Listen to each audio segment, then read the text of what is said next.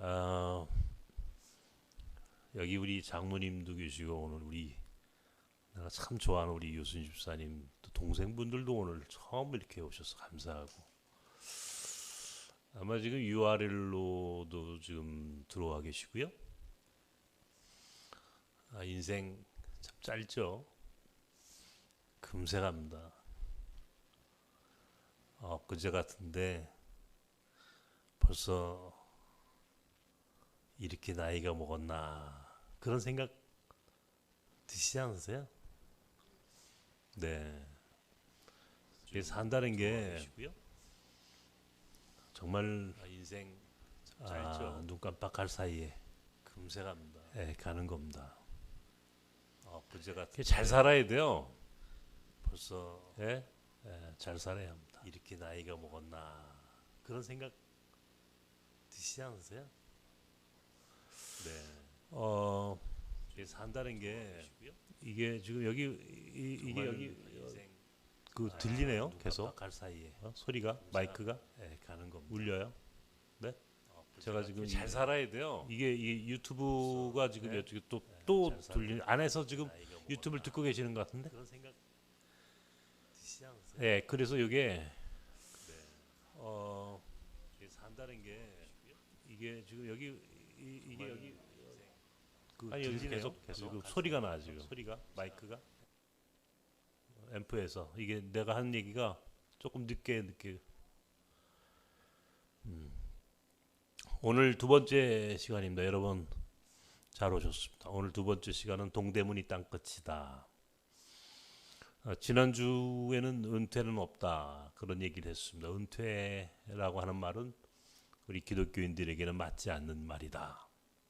하나님은 우리를 창조하실 때에 우리가 은퇴라고 하는 개념을 창조 속에는 주지 않았다. 우리가 죽는 날이 은퇴하는 날이고 죽는 날까지 하나님 나라 위에서 하는 것 이게 우리 믿는 사람의 삶의 본분이다. 이런 얘기를 했습니다. 오래 산다 그랬죠? 생각보다 인생이 별것 아닌 것 같지만 또 생각보다 오래 산다. 오래 산다는 게 저주가 재앙이 되지 않고 재앙이나 저주가 되지 않고 은총과 축복이 되게 하는 것 이것이 잘 사는 것이다. 자, 그러면 어떻게 살아야 되느냐? 이제 구체적으로 삶에 대한 얘기를 할 때가 됐습니다. 이제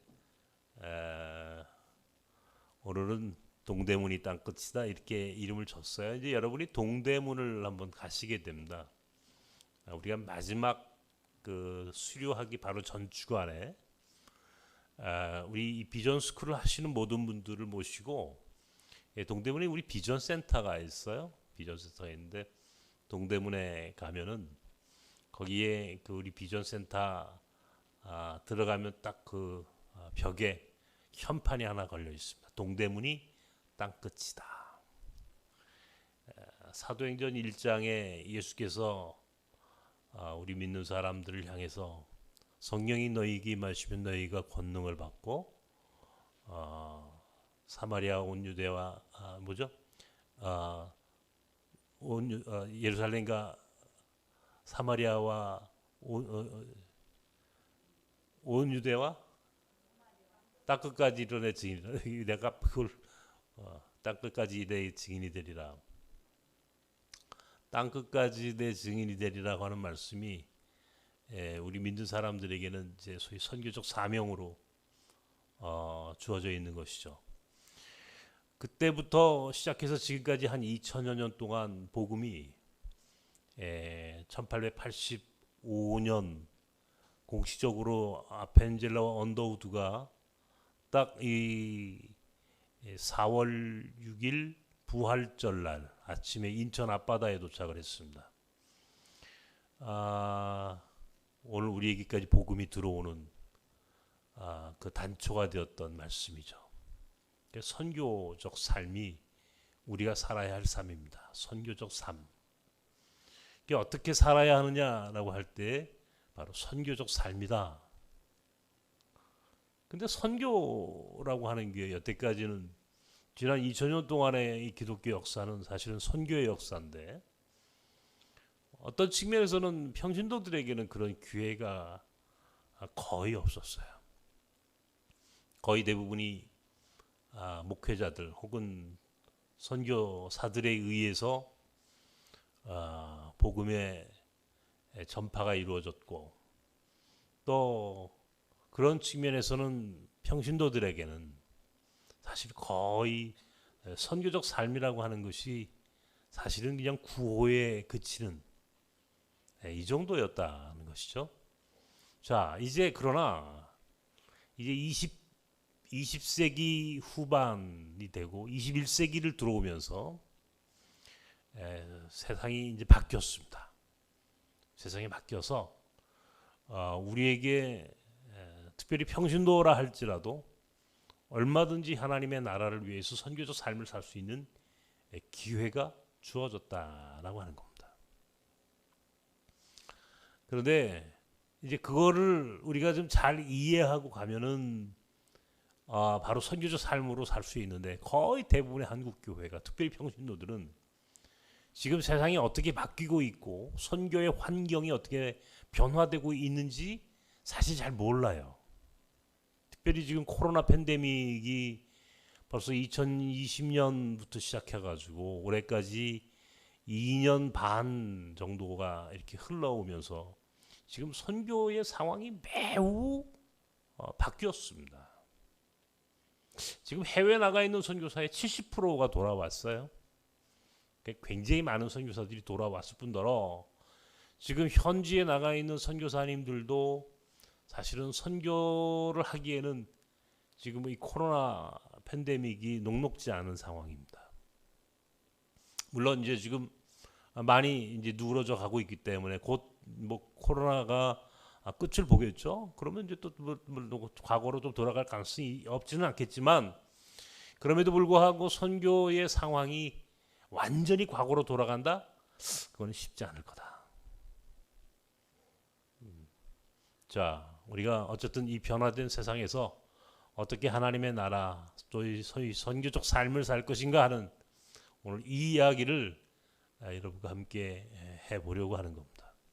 제가 지난주에 그 말씀을 드렸죠. 92년도에 제가 처음 이제 이주민 나그네들 선교하는 이제 그 사역을 시작을 했는데 그때 제가 만났던 그 소망교회 광 목사님이 제게 했던 그 말씀이 저는 아주 지금도 30년이 지났는데도 생생하게 기억합니다. 유 목사, 이제 새로운 세상이 됩니다. 이제 가장 좋은 선교의 길이 열렸습니다. 내가 미국에서 선교 신학을 공부했을 때에 가장 좋은 선교의 길은 이주민 사역입니다.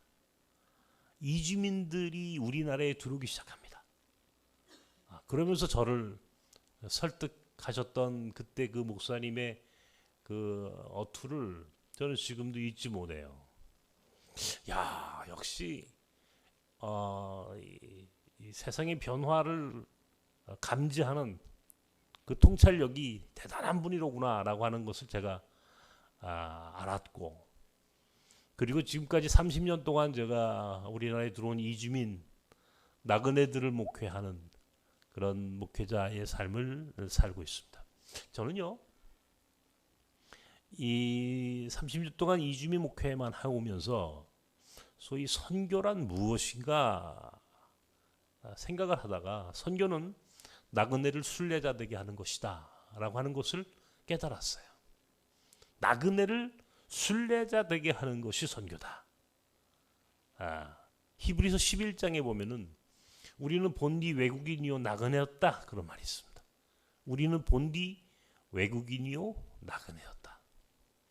그러니까 우리 인생은 나그네, 인생은 나그네 길, 이런 노래를 부르는데 여러분 우리나라에 지금 그런 우리가 흔히 나그네라고 하는 사람들이 250만 명이 넘게 들어와 있습니다.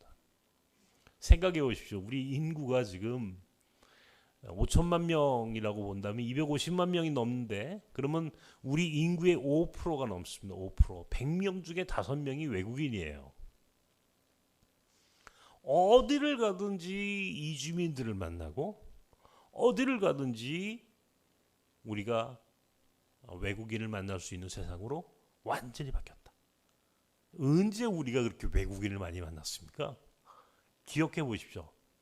우리 장로님 올해 75세시라고 제가 얘기 들었는데, 장로님 연세 75세를 75년 동안 사시면서 외국인을 만난 경험이 언제 있으셨습니까? 해방 이후에 우리나라에 들어왔던 소위 유엔군 혹은 미군, 1950년 한국 전쟁 이후에 우리나라가 소위 이 기지촌을 중심으로 유엔군이라는 이름으로 미군들이 주둔했죠. 동두천, 또 송탄, 평택, 군산, 대구, 오산, 우리 용산 뭐 이렇게 해가지고 우리가 미국 사람들이 있었던 것 빼놓고 우리가 외국 사람들하고 같이 산다? 상상 못했습니다. 우리는요, 사실은 우리가 이 70년대부터 단일민족 국가라고 하는 그런 교육을 받고 자란 세대인데, 이 단일민족 국가라고 그래요. 우리가 단일민족 국가와 민족을 사실은 우린 구별을 못해요. 국가와 민족, 국가가 곧 민족, 민족이 곧 국가라고, 하나의 민족이 하나의 국가를 만들었으니까. 중국은 몇 개의 민족으로 되어 있습니까? 소수민족 뭐 다 포함하면 훨씬 많겠지만 통상적으로 한족까지 포함해가지고 쉬운 6개 민족으로 중국이라고 하는 하나의 국가를 만들었습니다. 그러니까 보세요. 중국의 뭐 우리 조선족부터 시작해가지고 티베트족, 위구르족, 묘족, 한족, 뭐 장족, 그다음에 몽골족 할 것 없이 그렇게 그렇게 다양한 민족이 56개 민족이 있다고 그러고, 그 56개 민족이 하나의 국가, 중국이라고 하는 하나의 국가를 만들었습니다. 그러니까 다민족 국가라고 그래요. 그거를. 미국은 어떻습니까? 전 세계 모든 국가, 모든 민족이 다 가죠. 그러니까 미국이라고 하는 나라는 완전히 다문화라고 안 하고 다민족, 다인종 국가라고 합니다. 그러니까 어떻습니까? 거기서는 일본계 미국인, 한국계 미국인, 독일계 미국인, 그죠?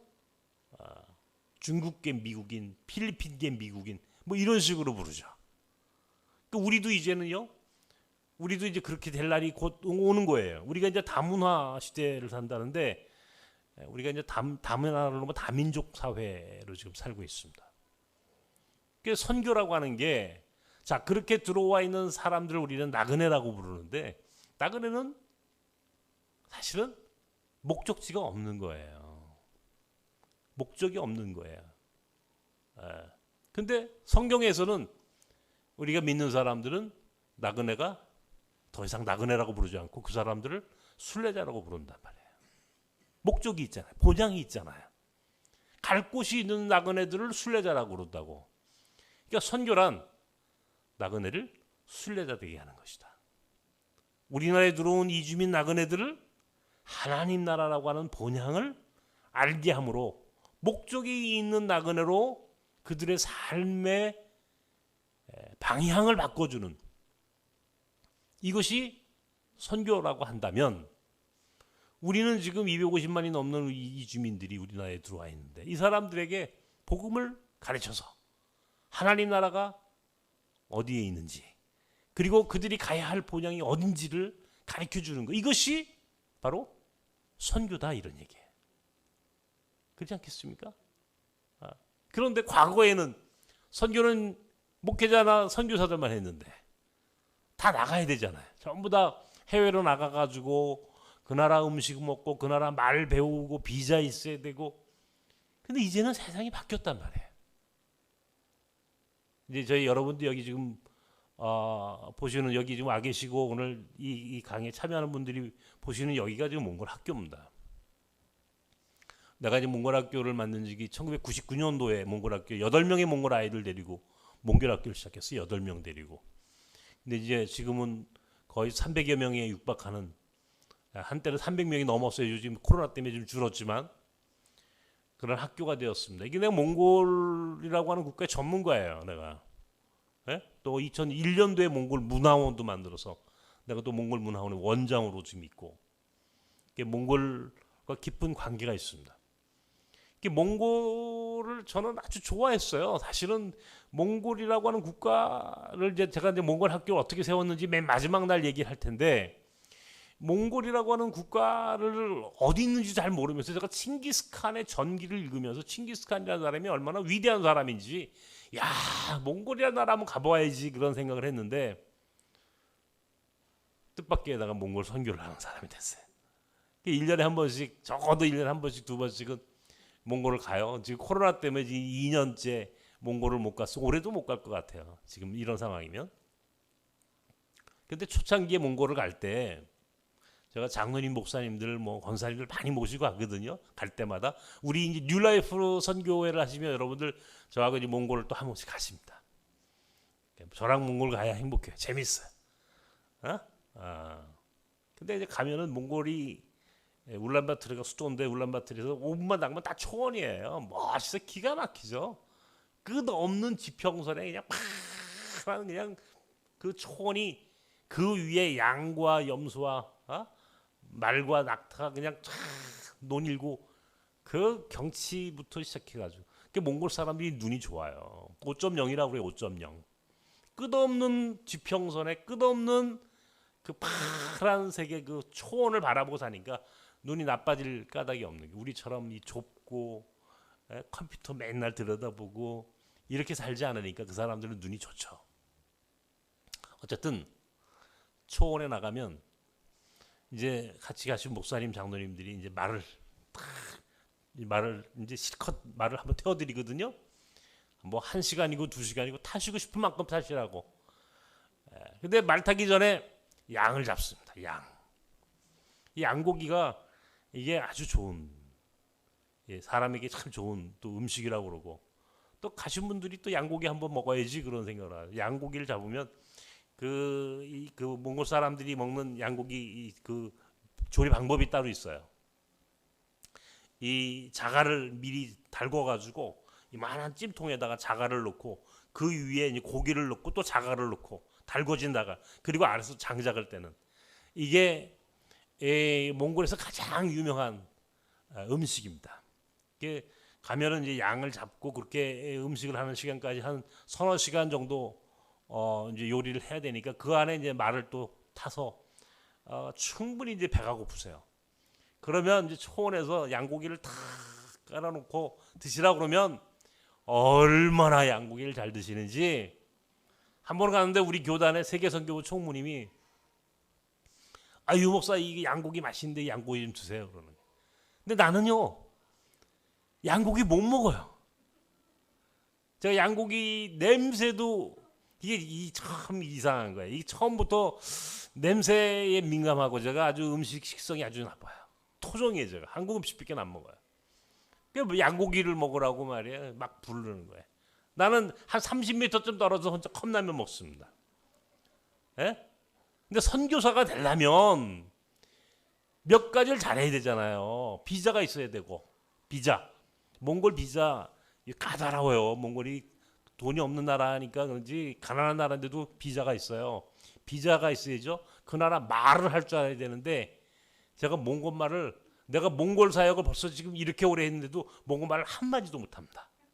배우려고 했는데도 몽골 말이 안 배워져. 비자도 어렵지 몽골 말도 어렵지. 특별히 겨울은 너무 추워. 영하 30도 40도예요.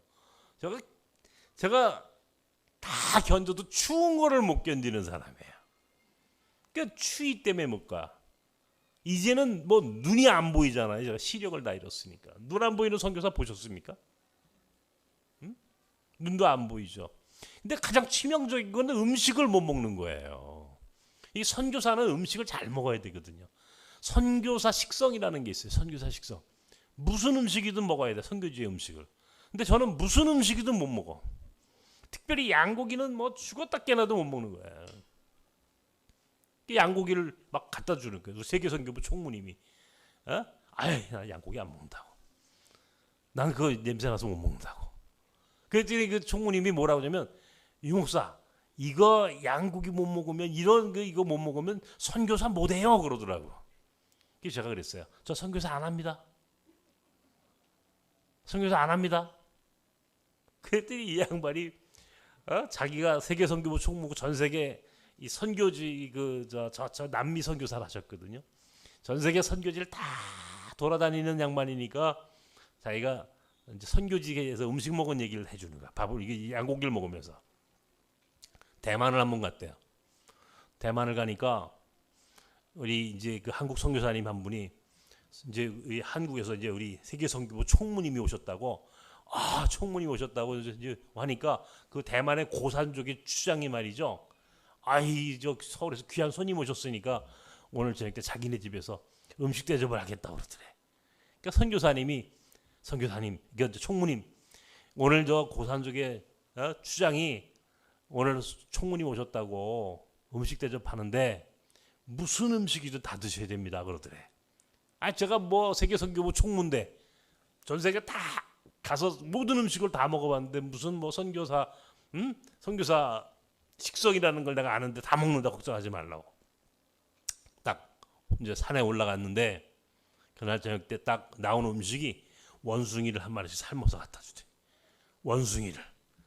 근데 소금도 없이 원숭이를 이만한 양푼에 한 마디씩 딱딱 올려주는데 옆에 있는 선교사가 총무님 이거 안 드시면 선교 못합니다. 이거 오늘 다 드셔야 됩니다 그러더래. 근데 앞에는 추장이 앉아가지고 먹나 쳐다보더라는 거예요. 이거 어떻게 해요? 한 마리를 먹는데 이 양 먹는데 앞에서 쳐다보니까 맛있게 먹어야 되겠다 싶어가지고 맛있게 먹는 흉내를 내면서 먹었더니 잘 먹는다고 한 마리 더 갖다 주더래. 자기가 원숭이를 2마리 먹었다면서 나보고 유 목사 원숭이 먹어봤어요? 내가 양고기도 안 먹는데 원숭이 고기를 어떻게 먹습니까? 난 선교사 안 합니다. 나는 선교사 못 합니다 그랬어요. 저는 선교지에 가서 선교하는 사람이 아니잖아요. 저 한국에서 선교합니다. 우리나라의 몽골 사람들이 지금 공식적으로 들어온 사람 포함하고 비공식적으로 들어온 사람까지 해가지고 약 10만 명이 들어와 있습니다. 몽골 인구가 300만이거든요. 300만 중에 10만 명 정도가 들어와 있다 생각해 보시죠. 인구의 몇 프로예요? 3%가 넘는 거예요. 몽골 사람들 100명 가운데 3명 이상은 무조건 한국에 들어와 있습니다. 생각해 보십시오 여러분. 100명 가운데 3명이 넘는 사람이 한국에 들어와 있고 여기서 벌어가는 돈이 몽골 GDP의 뭐 거의 20%에 육박하는 어마어마한 돈을 한국에서 벌어갑니다. 실제로 몽골이라고 하는 국가는요, 한국에서 벌어가는 돈으로 먹고 사는 나라예요. 지금 한국에 나와 있는 사람들이 여러분 이삿짐 센터 이사 가실 때 보세요. 이삿짐 센터가 여러분 이사할 때 반드시 몽골 사람 있죠. 왜요? 힘들이 좋으니까. 우리나라의 이 이삿짐 시장은요, 몽골 사람들이 다 접수한 겁니다. 한국 사람 없어요. 이삿짐 센터 일하는 사람, 노동자들은. 그만큼 우리나라에 들어와서 일하는 몽골 사람들이 어마어마하게. 저는 그 사람들을 한국에서 제가 몽골 비자 필요 없고 몽골 말하지 않고 한국 음식 먹으면서 제가 몽골 선교하고요. 제가 몽골 학교 하잖아요. 제가 몽골 학교 하면서 여기 지금 이 자리가요. 몽골의 유력한 지도자들이 오면 다 여기서 저랑 같이 여기서 환영식을 하고 다 만납니다. 몇 년 전에 이제 바투라고 하는 이제 울란바토르 시장이 한국에 왔대요. 서울시가 공식 초청해가지고 왔는데 우리 몽골 선생님들이 난리가 난 거예요. 왜 난리가 났느냐? 이 사람은 반 기독교 신자야. 반 기독교인이야. 그러니까 보통 기독교인이 자기가 기독교인이 아닌 것을 넘어서서 기독교인이라고 그러면 아주 싫어하는 사람이야. 안티 기독교인이야. 안티 기독교인. 근데 우리는 여기서 예배를 드리잖아요. 여기 딱 300명이 앉거든요. 이 자리가. 우리 몽골 학교 아이들이 쫙 일주일에 한 번씩 여기서 체프를 합니다. 여기서 300명이 여기서 쫙 앉아가지고 같이 체프를 하고 그러면 정말 엄청난 은혜를 함께 나누는 우리 그 몽골 학교 아이들이 예배를 드리고 성경 공부를 하는데, 몽골에서 울란바토르 시장이면 몽골의 최고의 지도자인데 이 사람이 공식 방문을 했고 공식적으로 우리의 몽골 학교로 오겠다는 거야. 그러니까 여기서 체프를 예배 드린다는 걸 알면은 몽골 정부가 또 어떤 반응을 보일지 걱정이 되는 거야. 그러니까 우리 몽골 교사들이 목사님 큰일 났어요. 울란바토르 시장이 온다는데 이 사람 오면요, 이 사람은 반기독교인이에요. 이 사람 오면은 분명히 문제 제기를 할 거예요. 예배 드린다고 몽골 아이들 데리고. 어떡합니까? 그래도 시장이 온다는데, 그것도 공식적으로 방문하고 싶다고 서울시를 통해서 들어왔는데, 제가 마음으로 준비를 하고 기다렸어요. 딱 앞에 현관에 나갔더니 정말 울란바토르 시장, 부인, 부시장 할 것 없이 뭐 해가지고 참모들까지 한 근 20명을 끌고 들어온 거예요. 와, 몽골 사람들 20명이 들어오면 손을 이제 악수하잖아요. 난 눈이 안 보이니까 손을 이렇게 잡아보면 그 사람이 어떤 사람인지 대충 알거든요. 손을 딱 잡는데, 아유, 이거는 뭐 손이 막 내 손에 한 3배쯤 되는 사람이에요. 손을 잡았다가 힘 한번 잘못 주면 내 손이 으스러질 정도로, 아유, 힘으로도 안 돼. 큰일 났더라고, 마음의 부담이. 근데 우리 아이들은 쫙 앉았어. 바로 코로나 전이었는데 울란바토르 시장 뭐 쫙 요 앞에 앉아가지고 제가 이제 올라가서 이제 환영사를 해야 되잖아. 시장이 왔으니까. 그 시장 이름이 바투야, 바투. 옆에는 통역유사 하는 거야. 통역하는 사람 보고 너는 내 말 통역만 해라. 딱 와가지고 그랬어요. 바투 시장. 딱 쳐다보죠. 바투 시장. 몇 번을 이름만 딱 불렀어요. 그러면서 얘기 시작했어요. 나는 지금 눈이 보이지 않습니다. 나는 지금 시력을 다 잃었어. 왜 시력을 잃었냐면 한국에 와 있는 당신네 몽골 사람들 도우려고 내가 너무너무 힘들게 살다 보니까, 그리고 당신이 보다시피 여기 몽골 학교를 세우고 당신네 아이들을 공부시키려고 하다 보니까 내가 너무너무 고생을 해서 내가 병이 들어서 지금 시력을 다 잃어버렸어. 그런데 나는 후회하지 않습니다. 나는 내가 지금 눈이 안 보이고 많은 어려움을 당하고 있지만 나는 후회하지 않습니다. 왜냐하면 나는 몽골을 사랑하고 몽골 사람들을 너무너무 좋아하기 때문에 그렇습니다. 나는 다시 태어나도 몽골 학교를 할 거고 다시 태어나도 몽골 사람들을 돕는 일에 내가 헌신할 겁니다. 바투시장, 나는 당신이 오늘 이 자리에 와서 너무 행복합니다. 나하고 친구가 될 생각이 없어? 그러면서 내가 이제 시장한테 다 그렇게 이야기를 하고 내려갔어요. 이제 시장이 올라오는 거예요. 시장이 답사를 하러 올라왔어요. 시장이 뭐라고 그러냐면, 나 오늘 당신한테 감동을 많이 받았어. 당신 원하는 게 뭐요? 내가 다 들어줄게. 나한테 하는 말이. 그 사람이 반기독교인이라고 그래서 걱정을 했는데 원하는 게 뭐냐? 다 들어주겠다는 거예요. 내가 학교를 운영하는 모습 보고 내가 눈이 보이지 않는데 후회하지 않고 당신들을 여전히 사랑하고 있다고 했더니 그 말 한마디에 시장의 마음이 녹았어. 아이들이 올라와서 춤추고 노래 부르고 시장 환영하는 그 환영의 그 자리가 이 사람한테 큰 감동이었던 거예요. 나는 아무것도 할 수 없어요. 몽골 말도 못해요. 몽골 음식도 못 먹어요. 몽골에 가가지고 그 추위에서 선교할 자신이 없더라고요. 그런데 하나님은 세상을 바꾸어 놓으셨어요. 세상을 바꿔서 내가 그 나라로 가야 되는데 오히려 그 땅 끝에서 여기로 사람을 보내주신 거야. 그러니까 여기 보내주셔서 나는 몽골에 가지 않고도 몽골 사람들을 만나고 내가 몽골 사람들을 사랑하고 칭기스칸의 후예들을 선교할 수 있는 기회를 하나님이 내게 주셨어. 그렇게 해서 몽골 사람들을 선교하고 몽골 아이들을 통해서 몽골의 지도자들을 만나고 몽골과 한국을 이어주는 다리를 만들었고, 이렇게 해서 몽골과 한국이 좀 더 가까운 나라가 되게 하도록 내게 그 역할을 맡기셨어요. 나는 지금 눈이 보이지 않는 정말 아무것도 할 수 없는 그런 비루한 삶을 사는데 하나님은 내게 그런 사명을 주셨어요. 그게 얼마나 감사한지 말도 못해.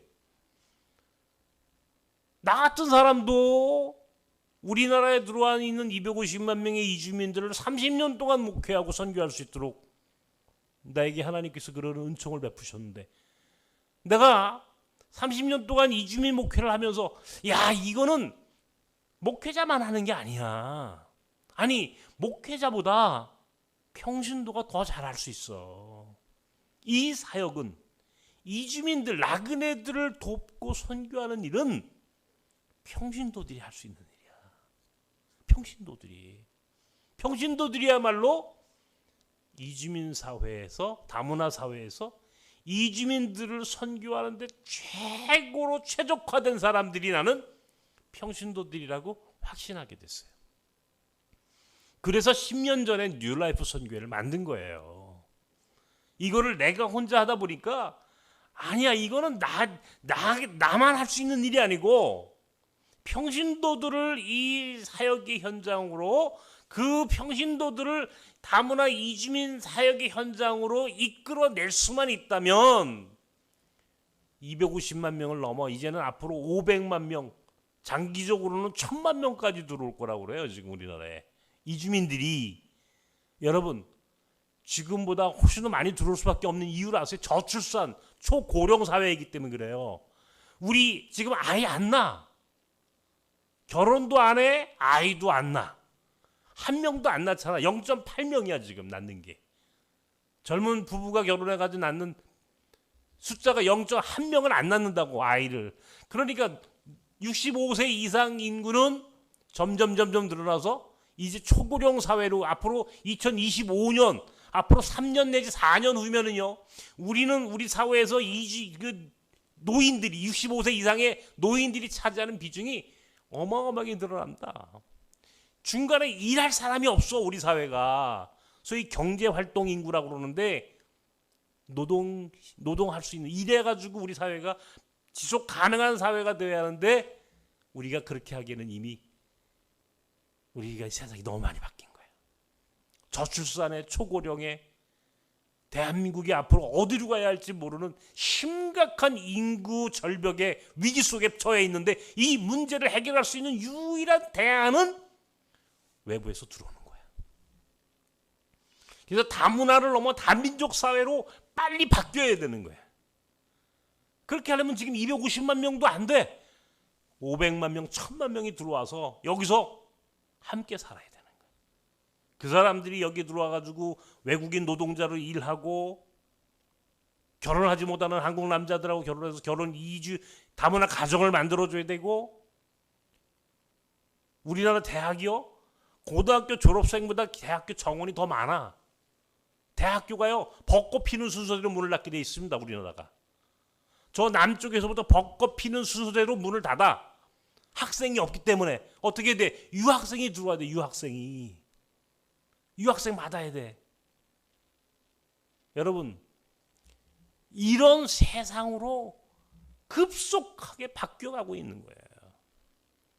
이제 코로나가 웬만큼 정리가 되고 끝장나지 않습니까? 끝나지 않습니까? 그러면요, 이주민들이 물밀듯 들어오게 됩니다. 더 많이 들어와요.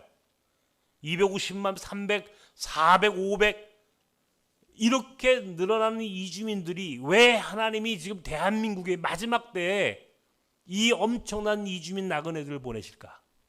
여러분 한번 생각해 보시라고요. 왜? 이 하나님 나라를 향해서 우리 한국교회가 해야 할 마지막 사명이 딱 끝까지 이르러 내 증인이 되려 하셨던 이 말씀을 이루는 것이 교회의 사명인데, 오늘 교회가 아직도 이 변화된 세상이 어떻게 어디로 변하는지 모르고 여전히 한국교회는 여기가 좋사오니 여기가 좋사, 아무런 변화를 감지하지 못하는 이건 엘빈 토플러라고 미래학자가 이거를 속도의 충돌이라고 얘기해요. 속도의 충돌.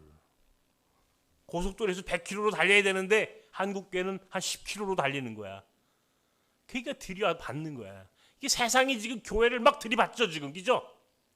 세상이 교회와 막 충돌한다고요. 이게 일명 속도의 충돌이라고 그러는 거예요. 속도의 충돌이 일어나고 있는 겁니다. 왜? 교회도 이 변화된 속도에 맞춰서 100km 속도로 나가야 되는데 교회는 여전히 여기가 좋사오니 움직이지 않아. 시속 10km밖에 안 가는 거야. 그러니까 뒤에 와서 막 들이받는 거야. 빨리 비키라고 교회 보고. 우리 앞으로 가야 된다고. 근데 교회가 움직이지 않으니까 막 들이받는 거예요. 교회가 욕을 먹고 비판의 소리를 듣고 할 수밖에 없는 이유가 여기 있는 거예요. 변화를 수용하지 못하면 망하는 겁니다.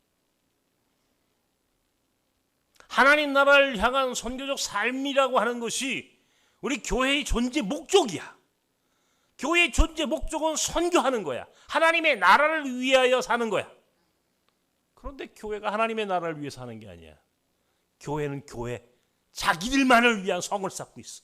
자기들만을 위해 성을 쌓고 조금 더 변화하지 않으려고 그래. 이런 교회가 앞으로 무슨 희망이 있겠느냐고요. 하나님은 우리에게 이 엄청난 이주민들을 보내주셨어. 이들을 통해서 땅끝에서 온 사람들과 더불어 하나님 나라 선교를 하라고 우리에게 가르쳐 주셨는데도 불구하고 조금 더 변함해요. 우리가 여러분들이 나그네가 순례자 되게 하는 것이 선교다 그랬어요. 제가요 지금까지 많은 사례가 있고 많은 이야기가 있습니다. 내가 우리 여기 한수로 목사님하고도 우리가 2013년 12월에 네팔에 갈 일이 있어서 일주일 동안 네팔을 갔다 온 적이 있어요. 네팔에 가가지고도 네팔 수도가 카트만두거든요. 마지막 오기 전날 밤에 카트만두 이 중심가에 어떤 그 여행사 사장을 만나러 간 적이 있어요. 어떻게 그 여행사 사장을 만났으면 좋겠다. 근데 가보니까요 거기가 어몽길 재단의 현지 데스크야. 어몽길 히말라야 그 8,000m급 그 8개 산을 다 정복한 우리나라의 아주 유명한 산악인이잖아요. 이 어몽길 재단 현지 이 파트너야.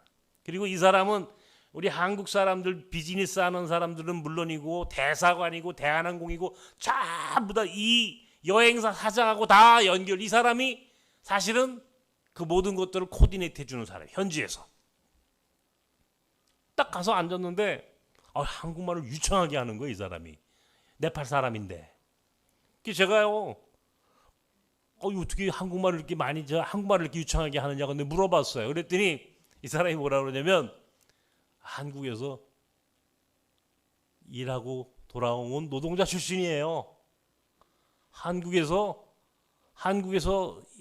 외국인 노동자로 살았대. 한국에서. 그래서 내가 그러냐고 내가 목사라고 그랬더니 자기도 크리스찬이래요. 자기도. 그래서 어디서 신앙생활 했냐고 그랬더니 구로공단에서 했다는 거예요. 구로공단 어디서 신앙생활 했냐고 그랬더니 내가 목회했던 그 교회 출신이에요. 구로동에서 네팔 사람들이 엄청나게 몰려오고 그랬거든요. 그 당시에 93년도 94년도 이때 우리나라에 네팔 사람들이 5천 명밖에 안 됐어요. 그 당시에 5천 명밖에 안 되는 네팔 사람들을 제가 그때 돌봤어요. 제가 그 네팔 사람들 축제를 한번 열어줬는데 3천 명이 몰려. 3천 명이. 네팔 사람들만.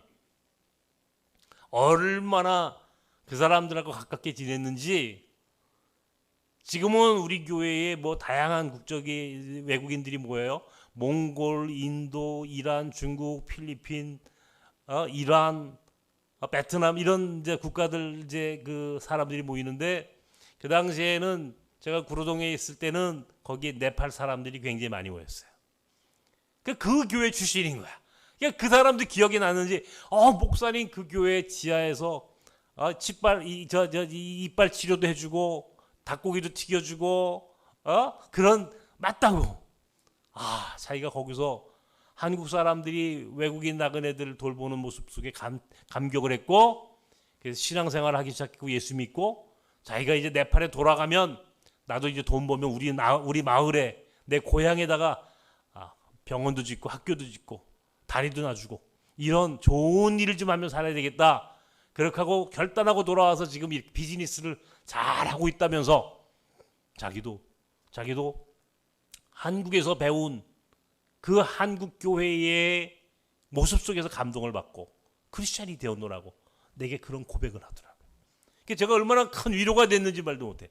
와, 내가 그때 목회했던 바로 그 교회 출신이 네팔에 돌아와서 한국 사람들의 모든 비즈니스는 물론이고 한국과 관계된 모든 일들을 다 도와주고 있고, 이 사람이 신앙인이 돼서 앞으로 네팔의 복음화를 위해서 또 본인이 그렇게 살겠다고 다짐하는 이야기를 듣고 내가 얼마나 행복했는지 말도 못합니다.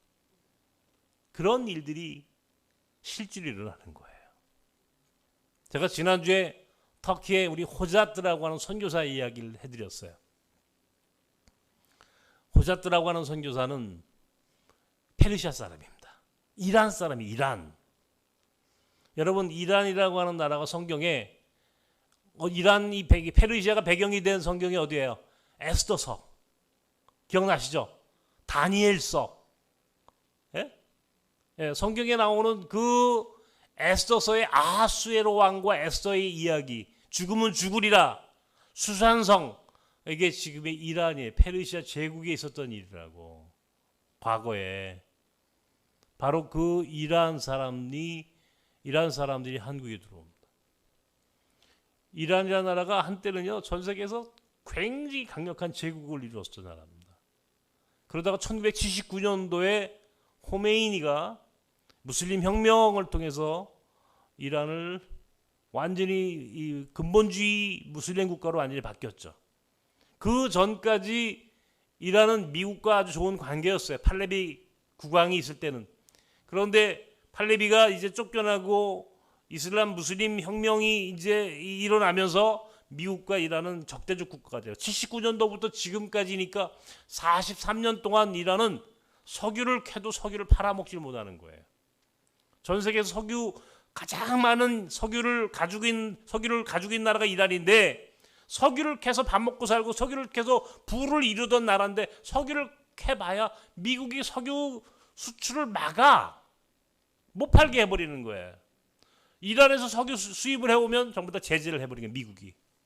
그러니까 어떻게 해요? 석유를 못 파니까 먹고 살 길이 없어서 경제가 파탄이 났어요.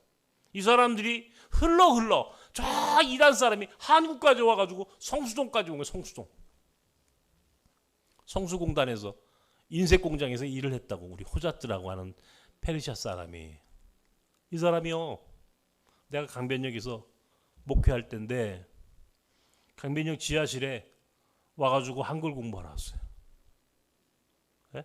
한글 공부하러 와서 한글을 배워야 불이익을 덜 당하니까. 외국 사람이, 한국 사람도 미국 가가지고 빨리 영어 배워야 비즈니스 하거나 먹고 살잖아요. 똑같습니다. 한국에 외국인들도 한국에 들어와서 먹고 살려면은 한국말을 무조건 배워야 되는 거야. 한국말을 못 배우면요 월급도 많이 못 받아. 한국말을 할 줄 알면 많은 기회가 있어. 그러니까 한국말을 배우러 온 거야. 나보고 나는 무슬림이니까 한국말만 배우러 왔지 난 예수 믿는 사람 아니에요. 예수 믿으라는 얘기 하지 마세요. 좋아요. 한국말만 배우러 오세요. 근데 우리 교회가 지하실에 딱 직사각형으로 딱 방이 딱 하나야. 룸이 없어. 한국말을 배울 공간이 없는 거야. 거기에 들어오면 거기서 예배드리고 거기서 밥 먹고 거기서 한국 공부하는 거야. 도망갈 데가 없어. 그러니까 뒤에서 한국 공부하다가 예배드리고 한국 공부하다가 밥 먹고, 이게 그 교회 구조가 그렇게 돼 있어. 가랑비 옷 쫓는다고 매주일 와가지고 한국 공부하다가 이 사람이 하루는 나보고, 목사님 페르시아로 된 성경책을 좀 구해주세요 그러는 거예요. 왜? 한글말 배우러 왔는데 맨날 예수님 얘기하는데 궁금해지기 시작했대. 성경을 좀 읽고 싶대. 그래요? 페르시아 성경을 구해서 갖다 줬어요. 그랬더니 또 어느 날부터인지 와가지고 뭐라고 그러냐면 토요일마다 자기네 집에서 성경을 읽고 있대. 이런 사람들이 몇 명이 모여가지고 성경 공부를 하고 있다는 거야. 그래서 내가 그러면 좋다. 자, 내가 토요일 날 저녁 때 신방을 할게. 신방을 하고 저녁을 같이 먹자 나랑. 그렇게 약속을 잡았어요. 여기 아차산역 뭡니까? 여기 군자역의 옥탑방, 군자역 인근의 건물 옥탑방에서 살고 있었어요. 거기까지 제가 올라간 겁니다. 저녁 때, 토요일 날 저녁 때 더듬더듬 눈도 잘 안 보이는 제가 거기까지 찾아 올라갔더니 안에서 정말 페르시아 성경을 읽는 소리가 들리는 거야. 페르시아 성경을 읽는 소리가 그 일한 사람 한 서너 명이 앉아가지고 성경 공부를 하고 있는 거야, 거기서. 제가 밖에서 일한 사람들이 성경을 읽는데 그 소리를 듣는데 너무너무 감동이 되는 거야. 감격스러운 거야. 야, 이 무슬림들이 성경을 읽어요. 예수에 대한 이야기를 읽기 시작하는 거예요. 탁 문을 열고 들어서 야, 성경 공부하고 있는 모습이 너무 아름다워. 나갑시다. 밥 먹읍시다. 오늘 메뉴 정해. 내가 살게. 그랬더니 뭐라고 그러냐면 목사님 삼겹살 사주세요. 삼겹살? 여러분 무슬림들이 삼겹살 돼지고기 먹습니까? 절대 먹지 않는 음식 중에 하나가 돼지고기예요. 돼지고기를 먹으면 이건 부정된 음식이기 때문에 그거는 큰일 나는 거예요. 우리 유대인들은 율법이에요. 유대인의 율법. 무슬림들도 자기들의 율법이 있다고. 그 율법 중에 최고의 율법이 먹는 거예요. 먹는 거. 아무거나 먹어서 안 돼. 그 중에 돼지고기는 이거는 사람이 먹어서는 안 되는 음식이야. 무슬림들은 절대 이 음식을 먹으면 안 돼. 그래서 우리 교회에서는요. 소세지를 해줘도 이 사람들은 먹지 않습니다. 맨날 옛날에 음식을 저녁 때 밥을 해줬거든요. 주일날 저녁 때 뭐 해줬는지 알아요? 인도 사람들은 소고기를 안 먹고 무슬림들은 돼지고기를 안 먹고 맨날 닭만 잡았어. 닭고기만 해줬다고. 제일 만만한 게 닭고기라고. 그래서 외부에서 음식 해온다 그러면요. 제가 미리 얘기합니다.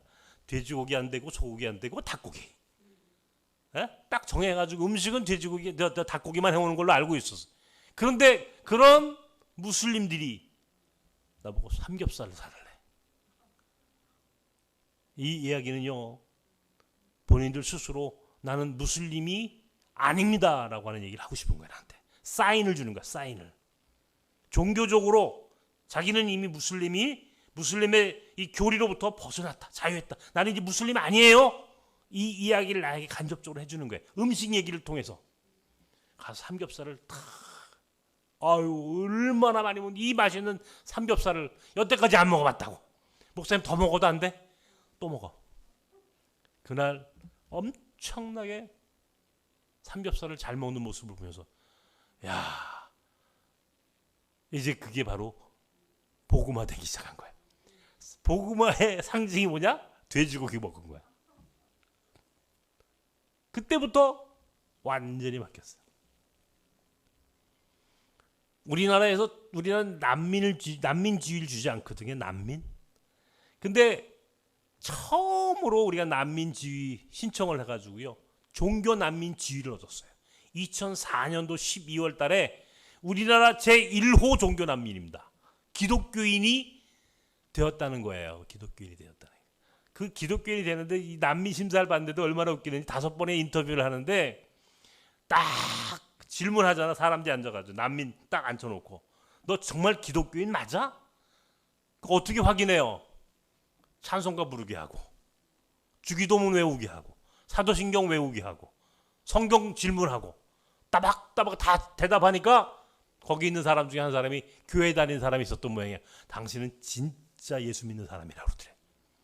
그리고는 난민지위를 딱 줬어요. 한국 난민지위를 얻는 순간 그 사람은 합법적인 체류 자격을 얻은 거야. 그 전까지는 불법 체류했거든. 비자가 없었어. 그런데 난민지위를 받는 순간 합법적으로 대한민국에 머물러 있을 수가 있게 된 거야. 그 다음부터는 이제 새로운 인생을 시작하는, 신학 공부를 하기 시작했어. 신학 공부를 하고 우리 교회에 나오는 봉사원 한국 자매하고 또 러브스토리, 사랑에 빠졌어. 그래가지고 결혼을 하겠대, 나보고 와가지고. 그 제가요 주례를 서가지고 결혼도 시켰어. 한국에 외국인 노동자로 들어왔다가 난민이 되었다가 유학생으로 결혼 이민자까지 다 됐어, 이 사람은 혼자. 그리고는 장신대를 졸업하고 2013년도에 목사가 됐어요. 목사가 돼가지고요, 와, 내가 지난주에 얘기했잖아요. 우리 둘이 목사 안수식께 펑펑 둘이 끌어안고 울었다니까요. 하루는 나한테 와가지고, 목사님, 내 이제 난민주의를 넘어 한국 국적 취득이 됐어요. 한국 사람으로 이제 귀화를 하게 된 거예요. 그러니까 일한 게 한국인이야, 이거 갖다가. 아까 얘기했죠. 일한 게 한국인. 일한 사람인데 한국 국적을 취득한 거야. 법원에서요, 성씨를 갖고 오라고 그래, 성씨. 그 나보고 와가지고, 내가 유씨니까, 목사님이 나의 영적인 아버지니까 유씨를 하겠대, 유씨. 나보고 한다는 얘기가. 야, 유씨 한다면 내가 좋지만 너무 짜고 치는 것 같잖아. 그러지 말고 이씨로 해, 이씨. 무슨 이씨 해요? 이란 이씨. 그래서 제가 이란 이씨 성을 하나 만들어줬습니다. 이 사람이 이란 이씨 시주예요. 야곱이야, 야곱. 야곱이 12지파의 시주 아니 얘기죠? 야곱과 같은 인물이 된 거야. 이란 이씨의 시조가 돼가지고 이름이 이호잣이야. 이호잣. 이란계 한국인. 2014년 2월이 딱 됐는데, 이제 목사가 됐잖아, 이제 이미 그 전에. 가만히 생각해 보니까, 야, 이 사람을 갖다가 이게 이제 계속 여기에 두면 안 되잖아요. 이제 나그네가 순례자 됐고, 순례자가 신학생을 신학 공부해서 목사까지 됐어. 순례자가 목사가 됐는데, 이제 목사가 되는 게 중요한 게 아니야. 선교사로 보내야 되잖아. 그죠? 선교사로 보내는 게 더 중요하니까. 이 사람은 어디로 보낼까 가만히 생각해 보니까 이제 이 세계의 변화를 그래서 알아야 되는 거야. 내가 눈만 안 보이지, 내가 그런데 또 빨라. 가만히 생각해 보니까 터키야. 터키가 딱 떠오르는 거야. 가자, 터키로. 그 가족을 다 데리고 2014년 2월 달에 터키를 갔습니다. 가지고 터키를 한 바퀴 도는 거야. 일단 쭉 한 바퀴 같이 돌았어. 도는데 이 사람도 본인이 어떤 일이 터키에서 무엇이 기다리고 있는지 몰랐던 거야, 이 친구도. 그런데 한 번은 휴게소에 갔는데 안 올라와. 거기 가보니까 누구하고 얘기를 하고 있어. 이란 사람들하고 얘기를 하고 있는 거야. 이란 사람을 만난 거야, 터키에서. 어라? 터키에 이란 사람이 있네? 터키에 이란 사람이 자그마치 200만 명이 와 있는 거예요. 왜? 터키는 이란하고 국경을 마주하고 있어, 이렇게. 터키라고 하는 국가를 여러분이 잘 알아야 돼요. 저 북쪽은 그리스, 불가리아. 동북쪽에 그루지아, 아제르바이잔, 아르메니아. 그 밑에 이란, 이라크, 시리아. 8개의 나라로 뺑 돌려 쳐져 있는 나라예요. 서쪽은 지중해. 그 중에 이란하고는 550km를 국경을 마주하고 있어. 아라라산 있죠. 노아의 방주가 있는 아라라산이 바로 터키와 이란 국경 사이에 딱 있는 거예요. 그 산이. 그 국경을 넘어서 이란이 지금 경제적으로 어려우니까 경제적으로 어려운 이란 사람들이 터키로 넘어오는 거야. 먹고 살라고. 난민으로 200만 명이 넘어와 있는 거예요. 이야, 여기가 이란 선교다. 여기서 이란 선교. 왜? 호잣들은 당장 이란으로 못 들어가. 왜? 기독교인이 됐거든. 기독교인이 됐거든. 그러니까 무슬림 국가, 이슬람 국가에서 기독교인으로 종교를 바꿨어. 이게 무슨 일이 벌어질지 모르는 거, 그죠? 핍박이 있을 수 있잖아, 이란에 가면. 못 가는 게 블랙리스트에 딱 올라가 있어, 이미. 그런데 하나님은 이미 예비해 놓으신 거야. 그래서 호잣들을 터키 이스탄불로 2014년 6월에 우리는 그를 파송을 했어요. 터키로.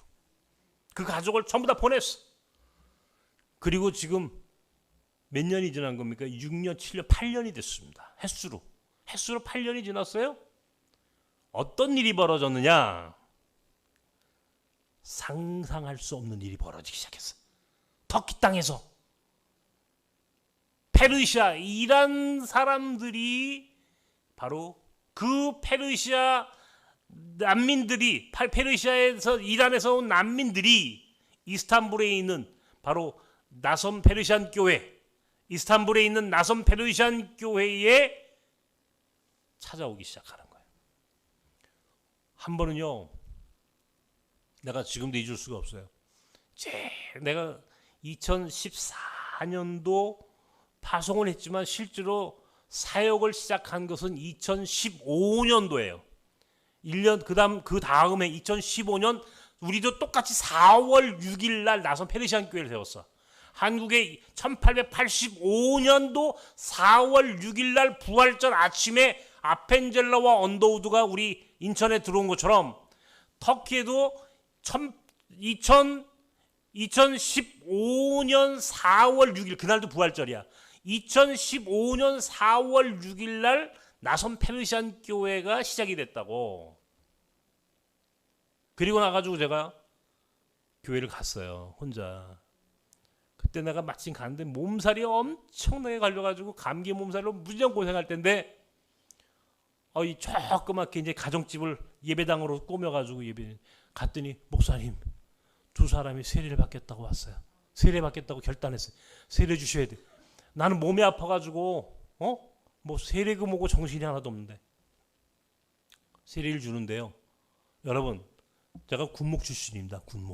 군대에서 세례를 얼마나 많이 줬는지 아십니까? 신병교육대에 제가 마지막 군목 생활할 때 신병교육대에서 군목들은 세례 주는 게 일이라고. 그런데 그런 세례가 아닌 거야.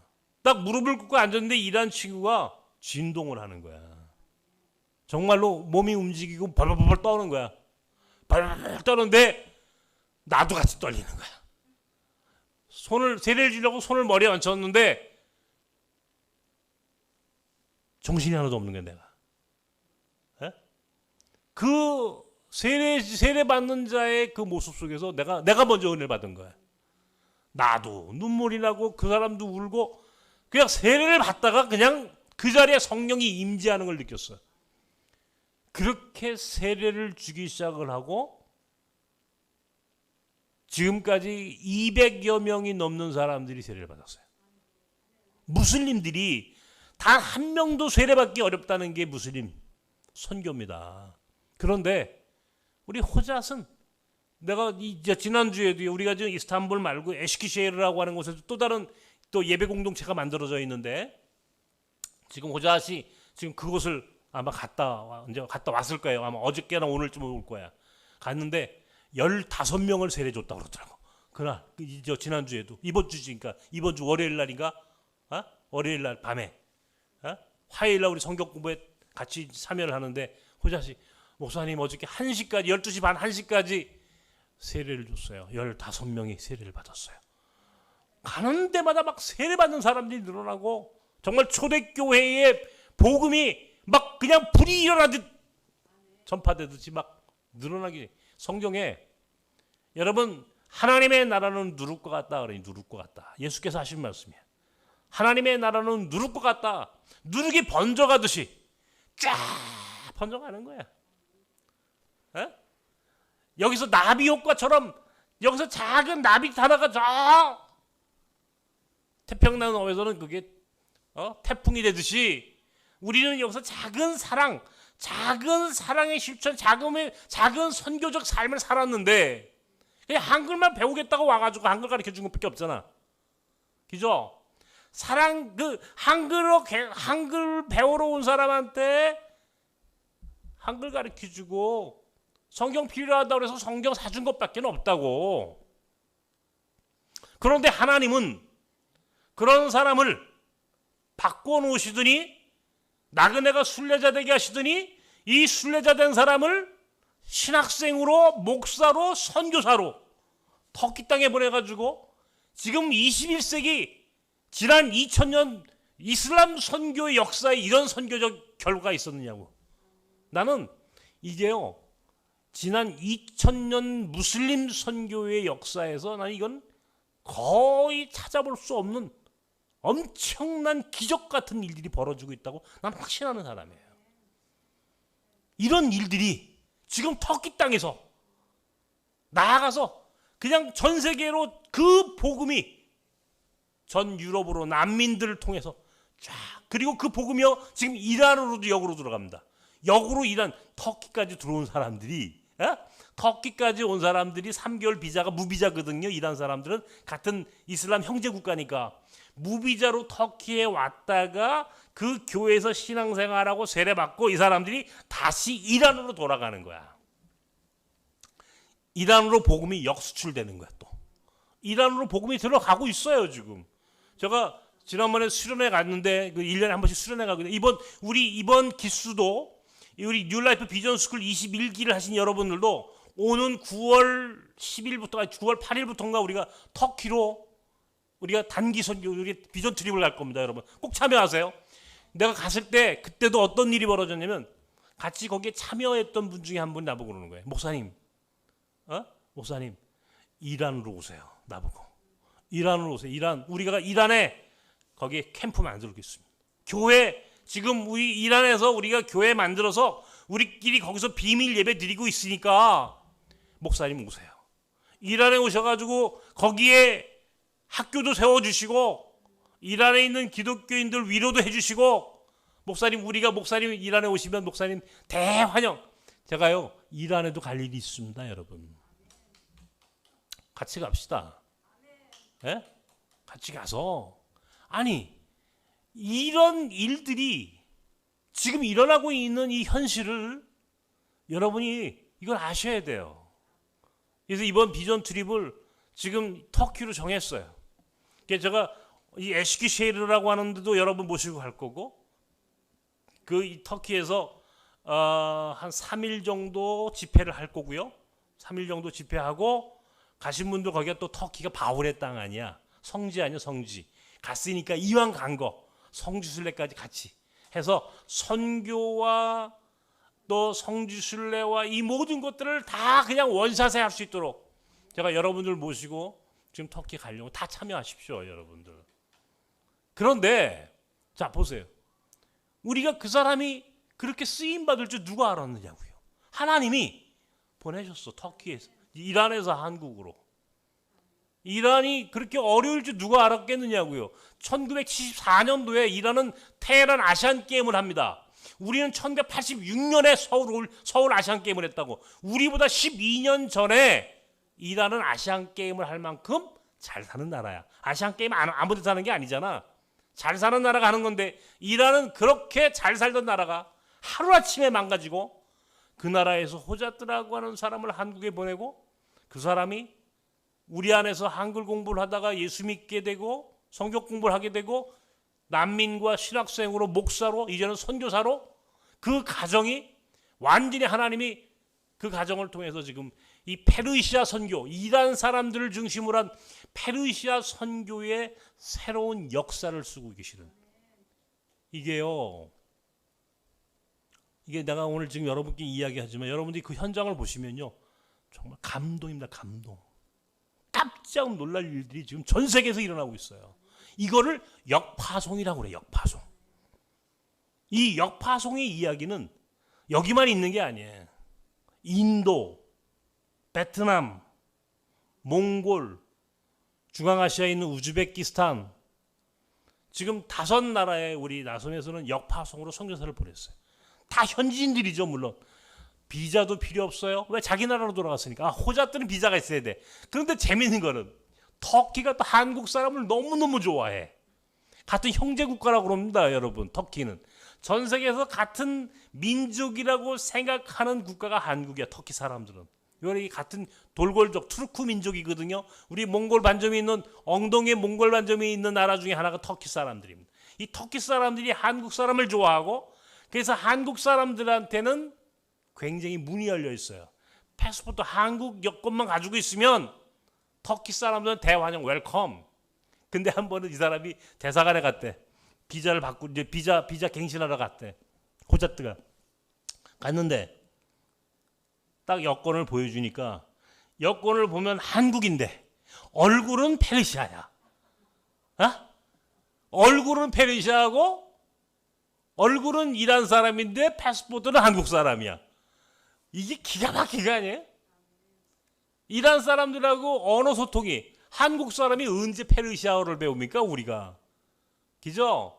이 사람은 자기가 어렸을 때 무슬림이야 무슬림. 한국말도 유창하게 하지만 페르시아 말을 한국 사람보다 이란 사람이었으니까 원래.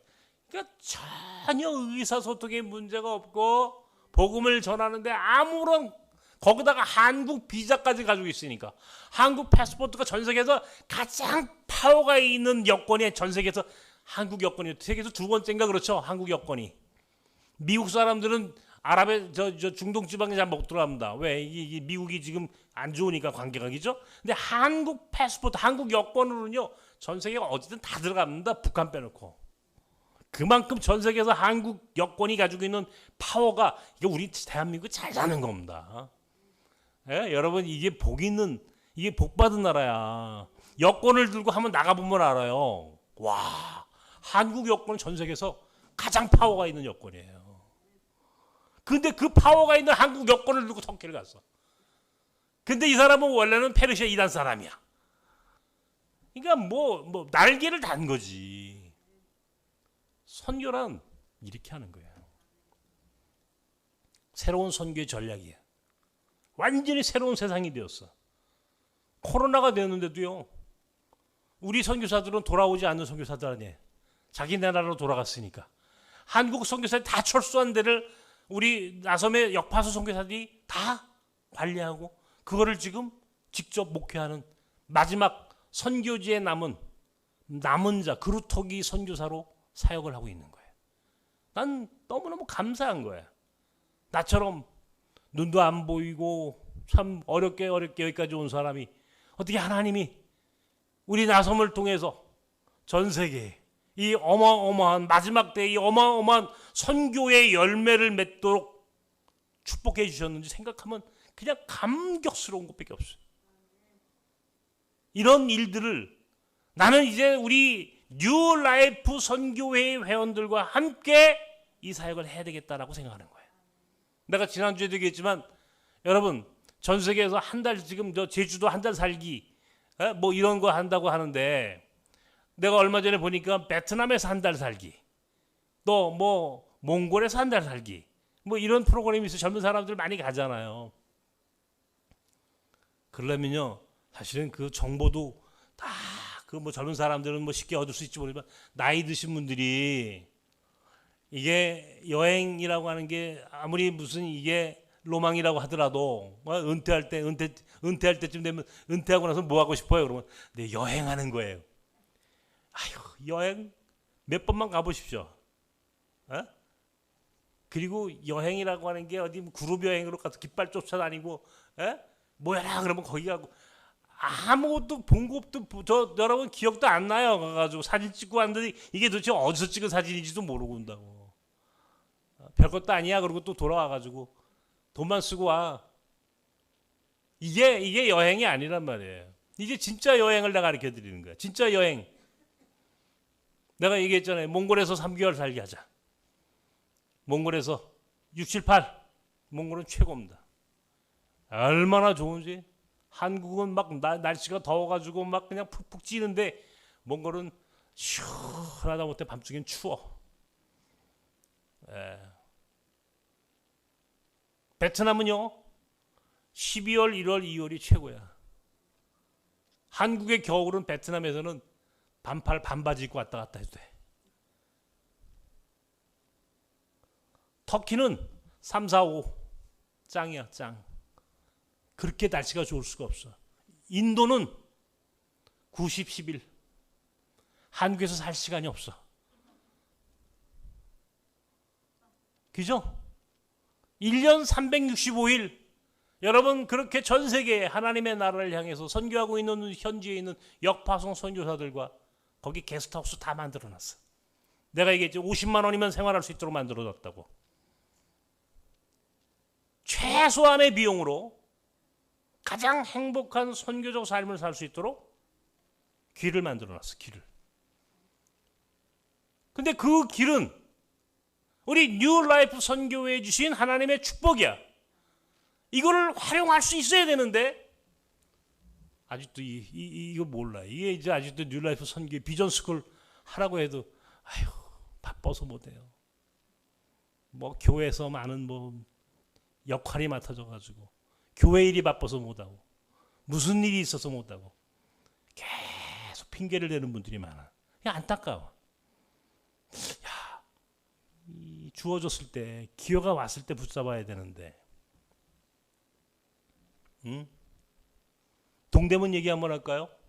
우리가 이제 마지막 주 바로 이제 전주에 이제 우리가 동대문을 가는데 제가 이제 동대문을 생각한 게 있어요. 이제 여러분들 동대문 가면 깜짝 놀랍니다. 거기는요 몽골 사람들을 비롯해서 중앙아시아라고 그러면요 구소련 연방을 중앙아시아라고 그러는 거예요. 지금 우크라이나 전쟁하잖아 러시아하고 그죠? 우크라이나도 이제 그 옛날에 소련 연방 중에 하나였는데 중앙아시아의 우즈베키스탄, 카자흐스탄, 타지키스탄, 투르크메니스탄, 키르기스탄 이게 중앙아시아의 5개 국가입니다. 거기에 우크라이나도 들어가 이제 우크라이나도 들어가. 그리고 몽골은 소련 연방은 아니었지만 소련과 밀접한 관계를 갖고 있는 나라예요. 1921년도 7월에 소련의 혁명군의 지원을 받아서 그 당시 중국으로부터 독립을 했다고. 독립을 했어. 이게 1921년도에. 소련은 1917년에 볼셰비크 혁명, 사회주의 혁명을 해서 공산주의화됐고 두 번째로 공산주의가 된 나라가 몽골이라고. 그러니까 몽골은 소련의 위성국가라. 소련과 밀접한 관계를 갖고 있는 국가들의 비즈니스가 동대문에서 일어나고 있어요. 그러다 보니까 토요일날 주일날이면 동대문에 그 나라 사람들이 바글바글합니다. 몽골 사람들을 비롯해서 구소련의 그 국가들 아까 얘기했던 중앙아시아 5개 국가를 물론 이거 지금 우크라이나까지도 해가지고 그 지역의 사람들이 모여들고 거기서 자기들이 비즈니스를 해. 토요일 주일날 우리는 한국의 모든 은행 다 닫잖아요. 근데 거기는 은행문을 열어요. 왜? 그날 그 사람들이 거기서 비즈니스를 하니까. 여러분들 은행이 꼭 토요일 주일날도 은행 일을 봐야 되겠다. 그럼 어디로 가라고요? 동대문. 바로 그 한복판에 어느 날 내가 딱 여기서 이제 몽골 선교를 하다 보니까 야 어제 현장을 만들어야 되겠더라고. 현장을. 우리 비전 스쿨만 해가지고 소용이 없어. 비전 스쿨만 해가지고 뭐 이런 시니어 선교 훈련 프로그램 많아요 우리나라에. 그죠? 각 교회마다 은퇴한 분들 대상으로 선교 훈련한다. 무슨 시니어들 선교사로 만들어주는 프로그램 많다고. 그런데 문제는 뭐야? 선교 훈련을 받으면 뭐하냐고. 현장이 없어. 갈 데가 없어. 알아서 찾아가야 돼. 어떻게 찾아갑니까 여러분들이 평신도들이. 나는 우리 뉴라이프 미션은 다르다. 왜? 우리는 현장을 만들어야 되겠다. 현장 중심적인 선교 공동체가 되어야지. 현장은 없고 말로만 선교 얘기하면 소용이 없어. 말로만 100번 선교 얘기하면 뭐하냐고. 선교할 곳이 없는데 어디로 가라고. 알아서 찾아가라고요? 못 갑니다 여러분들. 갈 수가 없어요. 그렇게 쉽지 않아요. 여러분이 선교지를 찾아간다는 게. 그게 저는 혼자 생각하다가 동대문을 하루는 갔어. 내가 일부러. 거기에 몽골 사람 많이 모이는 걸 내가 아니까. 내가 잘 아니까. 가서 가만히 거기를 왔다 갔다 하다 보니까 여기다가 선교지를 만들어야 되겠다. 그게 동대문에 조그만 정말 구멍가게 같은 방을 하나 이제 임대를 해가지고 2012년 이제 제1기 우리 비전 스쿨 끝난 팀들과 함께 거기에 비전 센터를 거창하지 비전 센터 그러면은. 근데 그래도 비전 센터니까 그죠? 아주 탁 만들어서 동대문이 땅끝이다.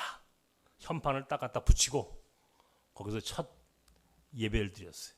그리고 10년이 지나간 거예요 지금. 그곳을 중심으로 사람들이 몰려드는 거예요. 그것을 중심으로 많은 이주민들이 몰려들고 거기에 우리 뉴라이프 회원들이 이제 가서 그들에게 복음을 증거하는 거예요. 어떤 분은 목사님 나 한글 못 가르쳐요. 뭐 해요? 전도지 만들어 드릴 테니까 나가서 전도지 돌리세요. 아무거나 뭐 다 할 수 있잖아. 그거는 그죠. 한글 가르쳐 주고요. 여러분들 지금은 우리가 한글이 굉장히 중요하게 그리고 이 전 세계에서 하지 한국어 이제 완전히 지금 K 열풍이잖아요. 그죠? K-팝, K 뭐 음식, K 영화 할 것 없이 거기에 한국어 열풍이 이게 여러분 나가서 해외 나가 보면요. 이 한국이라고 하는 대한민국이라는 나라가 얼마나 위상이 높아졌는지 한국말을 배우려고 하는 사람이 그렇게 많아요.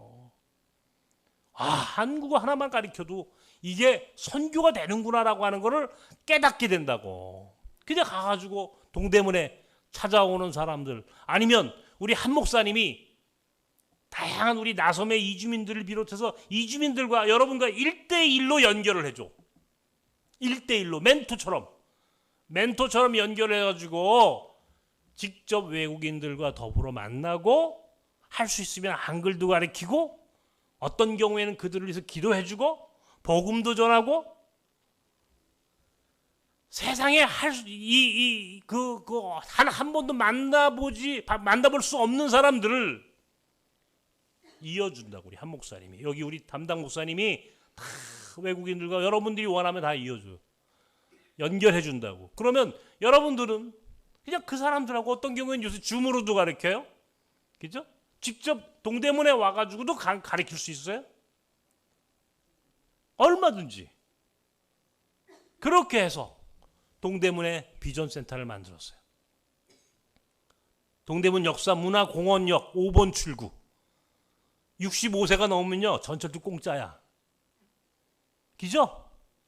여러분 보고 무슨 다른 무슨 돈이 많이 들어가요. 여러분들 집에서 서울에서 동대문까지 적어도 서울, 인천, 이 경기도에 사는 분들은요 동대문까지 무조건 1시간이면 오는 겁니다. 어디든 간에 그죠? 1시간이면 동대문까지 올 수 있어요. 아프면 집에서 쉬세요. 그날은 컨디션 좋을 때 65세 넘으면 전철도 공짜. 영어 한마디 할 필요 없어. 한국말만 할 줄 알면 돼. 선교에 대한 마음만 있으면 돼. 사람을 사랑하는 마음만 있으면 돼. 하나님 나라에 대한 비전만 있으면 돼.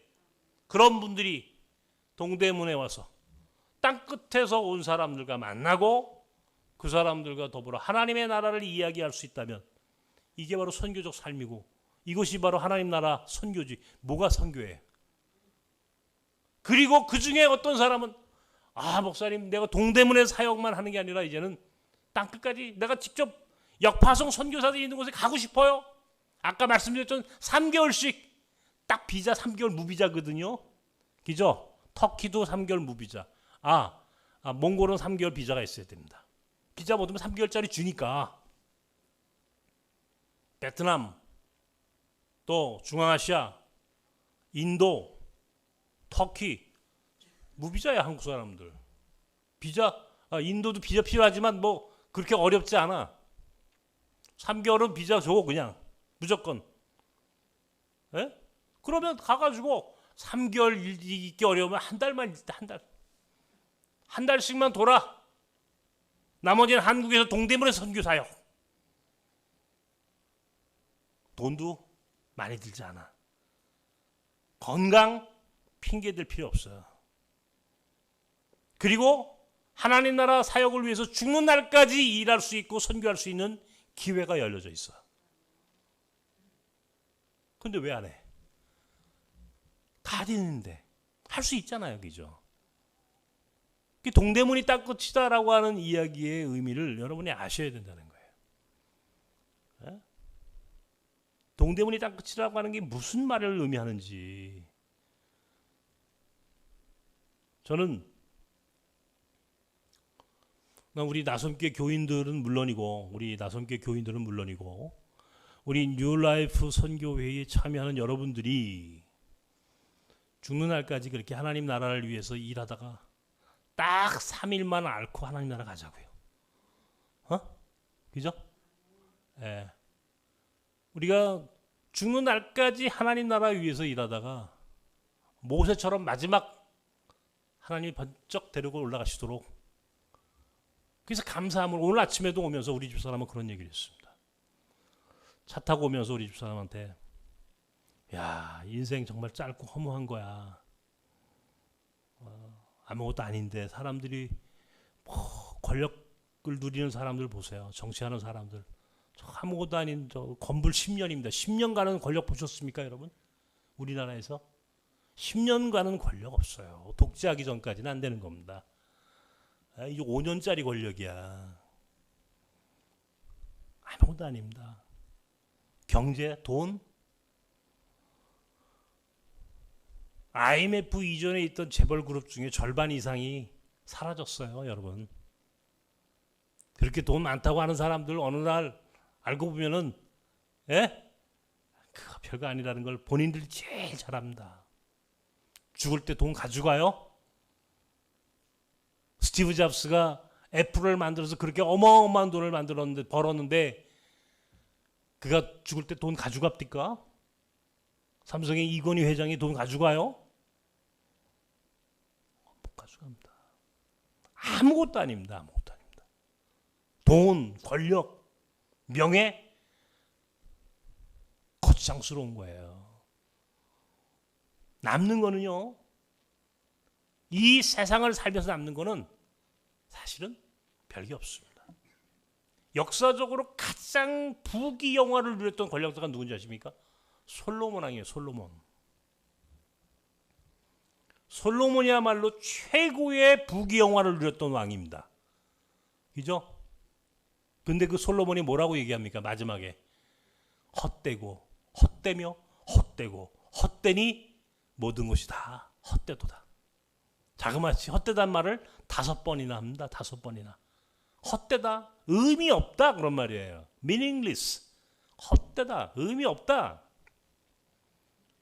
솔로몬이 그 부귀영화를 누리고 이 세상 최고의 권력을 가지고 있었지만 그 솔로몬도 결국 마지막에는 아무것도 아닙니다. 그것들. 건불 10년이요 화무 100일홍. 100일 가는 꽃 없어. 이 벚꽃, 내가 우리 교회 뒤에 여기에 몽골학교 이 벚꽃길 아닙니까? 여러분 얼마나 멋진지 아십니까? 지난주 주일날 아침에 일찍 와가지고 한 바퀴 돌았다고. 꽃이 필라나? 그랬어요. 꽃이 필라나 그날. 근데 바람 불고 비 한번 주르륵 오니까 다 떨어졌어. 아무것도 아니에요. 그 화려하고 아름다운 꽃도. 여기 그렇게 예쁜 우리 이효순 집사님. 지금 어때요? 옛날에 그 미모가 있습니까? 지금도 예쁘지만 이제는 그런 거 자랑 안 하잖아. 사람들이 그런다 그러죠. 뭐 50이 넘으면 학력 자랑하지 말고 60이 넘으면 뭐 자랑하지 말고 나이 70이 넘으면 뭐 다 똑같다고 뭐 그런 얘기 하던데 그런 것 같아. 오늘 아침에 오면서 우리 집사람한테 여보 잘 살아야 돼. 죽을 때 잘 죽어야 돼. 웰빙이 아니라 웰다잉입니다. 웰다잉. 잘 사는 것은 곧 잘 죽는 거야. 잘 죽는다는 말은 잘 산다는 말이야. 잘 산다는 말은 하나님 나라 위에 사는 것밖에는 없어. 하나님 나라를 위해 사는 선교적 삶 외에는 우리 인생을 잘 살았다고 말할 수 있는 자랑거리는 존재하지 않아. 돈도 권력도 결국은 아무것도 아니라는 것을 다 알아. 어리석은 인간들은 그걸 따라가. 그러나 지혜로운 사람은 하나님 나라를 위해 사는 사람이에요. 자, 여기까지 살았어 우리가.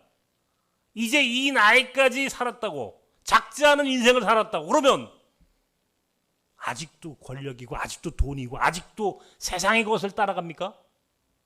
남은 인생 하나님 나라 위해 사는 게 옳지. 남은 인생 선교적 삶을 사는 것이 그래도 마지막 죽고 하나님 나라 갈 때 우리가 잘 살았다고 고백할 수 있는 마지막 기회가 이제 지금밖에 없어. 마지막 기회야 이게. 이 기회를 놓치면 우리는 결코 잘 살았다고, 그래서 마지막에 죽는 날 잘 죽을 수 있는 그런 기회를 다 놓치게 돼 있어. 하나님 앞에 가가지고 돈 자랑할 겁니까 여러분이? 하나님 앞에 가가지고 권력 자랑할 겁니까? 하나님 앞에 가가지고 무슨 얘기하고 싶은데? 하나님 나라 위에 살다가 왔다고. 선교적 삶 살다가 재미있게 행복하게 아름답게 살다 왔노라고 그렇게 웃으면서 이야기하는 사람이 위너야. 돈, 권력이 우리 인생의 목적이 되어서는 안 돼. 나는 뉴라이프 선교회에 여러분들한테 돈을 이야기하지도 않아. 어쩌면 돈이 필요 없다고 이야기하잖아 지금, 그죠? 여러분이 가지고 있는 인간적인 재능, 학력, 돈, 권력 아무것도 필요 없습니다. 오직 하나님 나라에 대한 비전과 꿈, 이 선교적 삶을 살겠노라고 하는 순종하는 믿음과 헌신하는 믿음만 있다면 얼마든지 하나님이 여러분을 들어 쓰신다는 것을 믿으셔야 돼. 그리고 그 기회를 함께 만들어 가는 거예요. 우리가 동대문의 땅끝이다. 전 세계에 흩어져 있는 역파성 선교사들과 더불어 하나님의 나라를 누룩과 같이 쫙 퍼져나가도록 만드는 이 선교적 삶에 여러분이 동참할 수 있는 기회를 만들어 드리고 싶은 것이 제 꿈이에요. 함께 합시다. 함께. 이번 이 비전 스쿨 끝나고 나면 9월에 터키 갈 때 여러분들이 꼭 참여하셔야 돼. 이게 이보다 더 좋은 기회가 없어. 가서 무슬림 난민들과 함께 선교를 하고 그들을 위해서 기도하고 그들의 아이들을 위해서 우리가 프로그램 만들어내고, 그리고 또 성지순례 바울의 발자취를 따라 쫙 한 바퀴 또 순례자의 노래를 부르면서 갔다 올 수 있으면, 와, 이게 뭐 천국이지 뭐 천국이. 여러분들과 함께 그날을 기다리고 기대합니다. 행복해. 그렇게 하면 참 좋겠다. 응? 여러분들과 함께 그런 삶을 살면 참 좋겠다.